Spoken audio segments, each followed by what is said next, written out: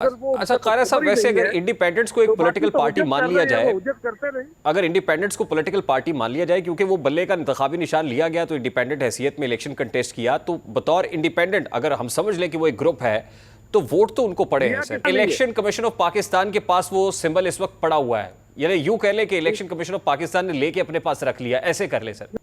मैं तो कह रहा हूँ नहीं दिया, तो यही वो कह रहे हैं उनको। मेरे भाई ये बात भी गलत है। सवाल मैं तो ऐसा ही हो रहा हूँ। पहले तो ये है कि मेरे भाई पहले मेरी बात सुन ले जी।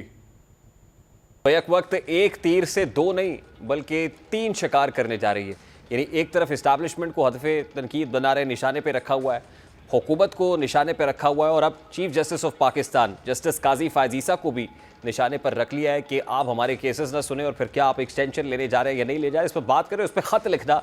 यकीनन ये तीन महाज है जो पीटीआई ने बैक वक्त खोली, और पीटीआई से सवाल तो ये भी है कि जब इतने सारे महाज एक साथ खोल लेंगे तो क्या कोई रिलीफ मिल पाएगा, क्या इस तरह बातचीत हो जाएगी, क्या वो जो पावर टॉक्स टू पावर वाला कुलिया मरियम नवाज शरीफ साहिबा का था कि मज़ामत होगी तो मफामत होगी, बट पीटीआई तो मज़ामत के बाद मुसलसल मज़ामत ही करती चली जा रही है।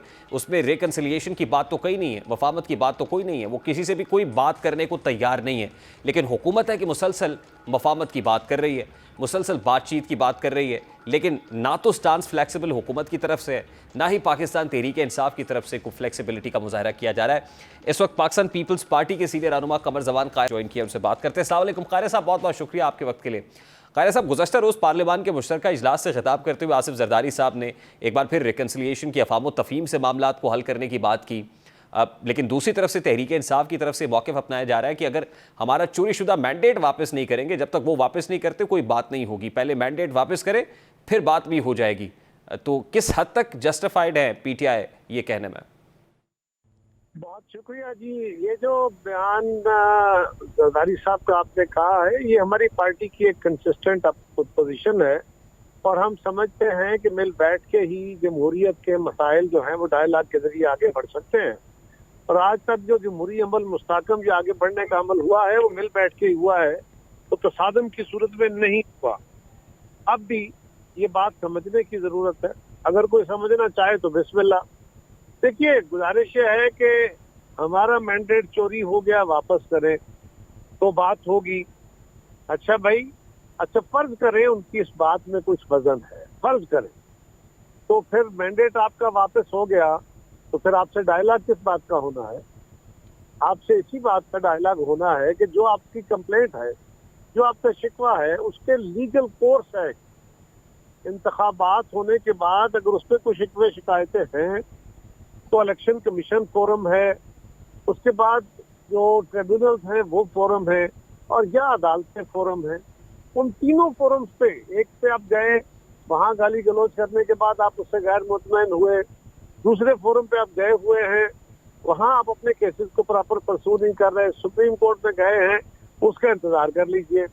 अगर आप उसके अलावा कोई रास्ता निकालना चाहते हैं जो जमहूरी कुव्वतों के साथ मिलके कोई सियासी हल निकाले, कोई इसका और तदबीर करें और आइंदा के लिए भी रास्ते बेहतर करने की कोशिश करें, तो उसके लिए आपको सियासी कुव्वतों के साथ बैठना होगा। क़ायद साहब, किस किस्म के सियासी हल की बात कर रहे हैं? देखिए, एक तो मैं पहले अर्ज करता हूं।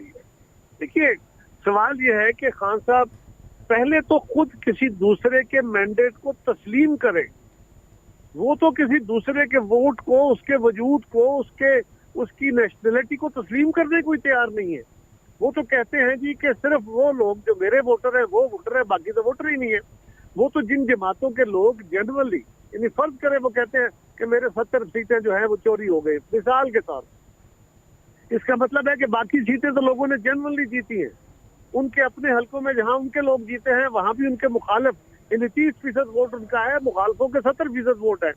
उसके किसी एक को वो मानने को तैयार है, किसी मैंडेट को मानने को तैयार है आपकी नजर में? अगर वो अच्छा क़ायद साहब, वैसे अगर इंडिपेंडेंट्स को एक पॉलिटिकल पार्टी मान लिया जाए, अगर इंडिपेंडेंट्स को पॉलिटिकल पार्टी मान लिया जाए, क्योंकि वो बल्ले का इंतखाबी निशान लिया गया तो इंडिपेंडेंट हैसियत में इलेक्शन कंटेस्ट किया, तो बतौर इंडिपेंडेंट अगर हम समझ लें कि वो एक ग्रुप है, तो वोट तो उनको पड़े हैं सर। किसने लिया उनसे निशान? जाहिर है सुप्रीम कोर्ट ऑफ पाकिस्तान का फैसला आ गया।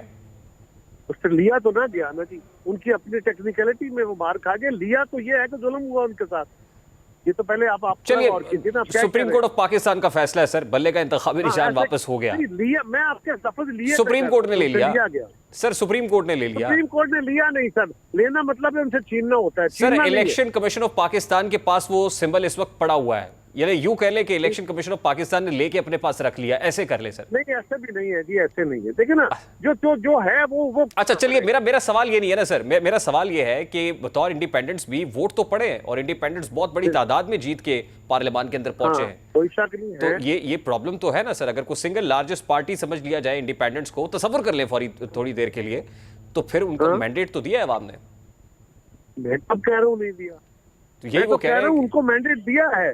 मैं तो ये कह रहा हूँ कि जो उनके खिलाफ वोट है उनको भी लोगों ने वोट दिए है ना। ट्रू, उनका भी तो मैंडेट अवाम का ही है ना। ट्रू। उसको इमरान खान साहब ये उनकी जमात मानने को तैयार है? वो आपको हुकूमत में मानने को तैयार नहीं। वो कहते हैं हुकूमत हमारी बनती थी, ये हुकूमत मांगे ताकि चोरी शुदा मैंडेट की हुकूमत। मेरे भाई ये बात भी गलत है। सवाल मैं तो ऐसा नहीं हो रहा हूँ। पहले तो ये है कि वो किसी दूसरे को भी तस्लीम, अच्छा उसको माइनॉरिटी ही मान ले। वो कहते हैं मैं कसरत में हूँ, दूसरे माइनॉरिटी में, माने तो सही कि उनको भी लोगों ने वोट दिए हैं। वो तो मानते ही नहीं है। दूसरी बात, अब यहाँ आइए, अच्छा उनको किसने कहा कि वो हुकूमत ना बनाए? हमने तो कहा बनाए हुकूमत। क्या वो हुकूमत बना सकते हैं? इस वक्त जो ऐवान की सूरत हाल है, उस सूरत एक प्रेजम्पशन के ऊपर नहीं खड़े होना। आज जो सूरत हाल है उसमें किसी एक जमात के साथ मिलकर हुकूमत बन सकती है ना।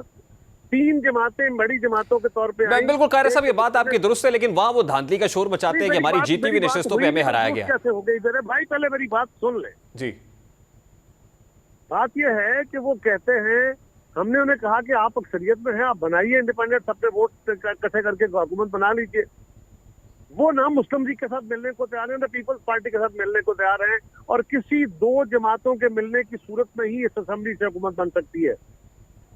अगर वो किसी के साथ ये बात आपकी दुरुस्त है सर, ये बात आपकी दुरुस्त है, लेकिन वो यही तो कहते हैं कि जो नंबर हमारा था वो नंबर हमें नहीं दिया गया, हमारे मैंडेट पे डाका डाला गया। ये उनका वर्जन है यार। इस तरह बहस ही हो सकती, इस तरह आर्गूमेंट ही हो सकता। मैं तो आपको पहले कह चुका हूं कि प्रेजम्पशन के ऊपर बातें नहीं करनी। असेंबली से हुकूमत बनी है। ये तो मैं तो सर आपके सामने उनका मुतालबा रख रहा हूं ना कि ये उनका मुतालबा है, नंबर 1। दूसरी बात सर जो वो कर रहे हैं, दूसरी बात जो वो कर रहे हैं वो ये है कि जो कारकुनान बहुत बड़ी तादाद में गिरफ्तार हैं उनको रिलीज किया जाए। भाई ये आप आगे एक और बहस है ना, उसको अलग से बहस करें। आपने जो बहस छेड़ी थी वो ये थी कि वो कहते हैं हम इंडिपेंडेंट आए, तो इंडिपेंडेंट इस वक्त जितने हैं वही आए हैं ना। उनके साथ जाती हुई उनसे निशान छीना गया, उनके वोट बदल दिए, फला 10,000 निजाम होंगे। जो इंडिपेंडेंट्स इस वक्त असेंबली के अंदर है उन्हीं ने हुकूमत बनानी थी ना। जो बाकी क्लेम है वो अलग है। उन क्लेम्स के बारे में तो पहले हम बात कर चुके हैं। सर ये बात तो मैं मानता हूं, ये दुरुस्त बात कर रहे हैं आप, बिल्कुल ठीक है। मैं तो ये कह रहा हूं कि मुतालबा उनका ये है ना कि हमारे लोग ज्यादा तादाद में जीते हुए थे, उनको हरवाया गया। करने का तरीका क्या है जी, तो उसका मैं जिक्र कर चुका हूं पहले कि उनका मुतालबा पूरा करने का तरीका ये है कि वो कुछ फोरम्स हैं, आइन उनको या कानून उनको वो फोरम देता है ना कि इन फोरम से तो बात करें। इलेक्शन कमीशन है, ट्रिब्यूनल्स हैं, सुप्रीम कोर्ट है, उनके फैसलों को वो मानने को तैयार नहीं है। तो चौथा फोरम जो अवामी फोरम हो सकता है, सियासी फोरम हो सकता है, उस पे बैठी सियासी जमातों से वो बात करने को तैयार नहीं है।